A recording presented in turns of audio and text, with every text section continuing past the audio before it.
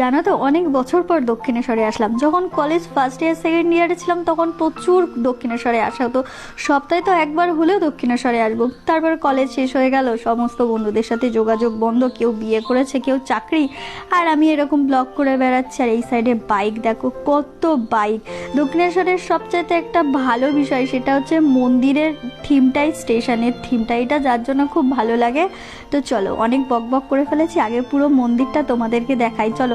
আর চারিদিকে এত চেঞ্জ হয়ে গেছে না মন্দিরটা, আমি তো চিনতেই পারছিলাম না, রাস্তা গুলিয়ে ফেলছিলাম, এদিক দিয়ে ওদিক দিয়ে চলে যাচ্ছিলাম। তারপরে ম্যাপ বার করলাম, ম্যাপে দেখলাম যে কোন দিক থেকে কোন দিকে, ম্যাপে দেখি উল্টো পাল্টা দেখাচ্ছে। তারপর লোকজনকে জিজ্ঞেস করলাম যে আঙ্কেল মন্দিরের ভেতরে কোথা দিয়ে যাব, তখন বলল ওইভাবে ওইভাবে যাও। কারণ আমি যখন লাস্ট বছর এসেছিলাম, বহু বছর আগে, কত বছর সেটা বলে আর লজ্জা দিচ্ছি না, বহু বছর আগে এসেছিলাম, তখন অন্য সাইড থেকে যেতে হতো। এখন তো দেখছি এরকম সুন্দর রাস্তা করে দিয়েছে। দোকানটার সামনে এসে না জাস্ট আটকে গেছি, এখান থেকে যে আমি বেরিয়ে যাব সেই শক্তিটুকু আমার নেই। মনে হচ্ছিল দোকানের সমস্ত জিনিস কিনে আমি আমার বাড়িতে নিয়ে গিয়ে সাজিয়ে রাখি, এত সুন্দর ছিল জিনিসগুলো। আর আমার এই কাঠের জিনিসগুলো ভীষণ ভালো লাগে। তারপরে পাশের দোকানটাতে ছিল এরকম মাটির মূর্তিগুলো, কি সুন্দর সুন্দর না, কিন্তু খুব দাম বলছিল। আমাদের এখানে জিনিসগুলো খুব কম দামে পাওয়া যায়। যেমন ধরো এই গণেশ মূর্তিগুলো হার্ডলি ধরো আমাদের এখানে 100 থেকে 150-র মধ্যে বিক্রি হয়, কিন্তু সেটা ওনারা ওখানে 350, 450 বলছিল। ও যদিও ওনাদের রুম ভাড়া, ইলেকট্রিক বিল, তারপর অনেক কিছু দিতে হয়, তারপরেও আমার যেন মনে হয় অত দামি দিয়ে জিনিসগুলো কেনা আমার ঠিক হবে না। তারপর এই দোকানটাতে ছিল আচার, কত রকমের আচার আছে, মিক্স ফ্রুট, আনারসের আচার, তারপর প্রচুর আচার ছিল। তার মধ্যে দিয়ে একটা আচার ট্রাই করেছিলাম, খুব খারাপও না খুব ভালো না, মনে হলো যেন আচারটা অনেক দিনের। যাই হোক, এরপর চলে যাচ্ছিলাম লিফটে করে। এখন তো দেখছি দক্ষিণেশ্বরে লিফট করে দিয়েছে, আমরা যখন লাস্ট এসেছিলাম তখন কোনো লিফট ছিল না, কেমন গলি গলির মধ্যে দিয়ে ঘুরে ঘুরে গেছিলাম। আর এখন দক্ষিণেশ্বরটা পুরোই চেঞ্জ করে দিয়েছে, মানে মন্দিরটা সেম আছে, বাট মন্দিরে যাওয়ার যে জায়গাটা সেটাটা অনেকটা চেঞ্জ করে দিয়েছে। আর এটা অনেকটা সুবিধা হয়েছে মানুষের, আগে তো ঘুরে ঘুরে যেতে হতো। আর এই দেখো আমার ক্যামেরাম্যান, আমি একে বলেছিলাম যে একটু সুন্দর করে ফটো তুলবা, একটু ভিডিও কর, যাতে আমাদেরকে বেশ ভালো লাগে দেখতে।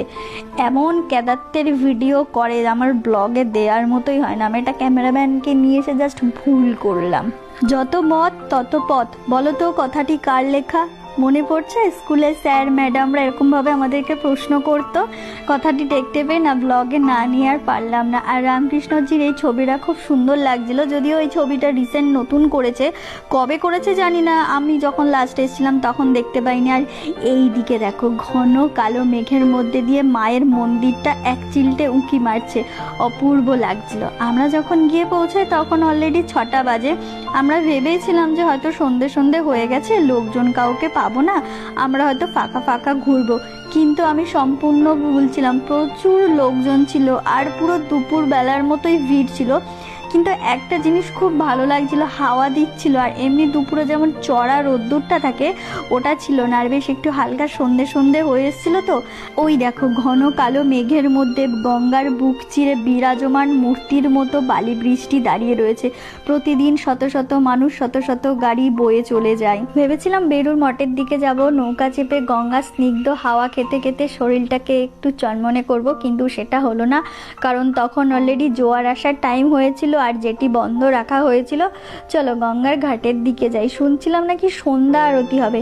বাপরে দেখো এখানে কত লোক, সবাই গঙ্গার স্নিগ্ধ শীতল মনোরম হাওয়া খেতে ব্যস্ত। আমি ওখানে ফার্স্টে ভেবেছিলাম একটু বসবো, যেহেতু সন্ধ্যা আরতি হবে বলে সবাই ঘাট পরিষ্কার করছিল, আর যে কজন মানুষ স্নান করছিল সবাইকে তাড়াতাড়ি করে তুলে দেওয়ার চেষ্টা করছিল। তোমরা দেখে ভাবছো যে এখনো প্রচুর রোদ আছে, কিন্তু না, জায়গাটা ফাঁকা বলে ওরকম মনে হচ্ছিল। আর অলরেডি তখন 6:30 বেজে গেছিলো। অমায়িক লাগছিল এই দৃশ্যগুলো, জাস্ট বলার মতো না, হয়তো আমি ভিডিওর মাধ্যমে বলছি, আর আমি ফিল করেছিলাম সামনাসামনি।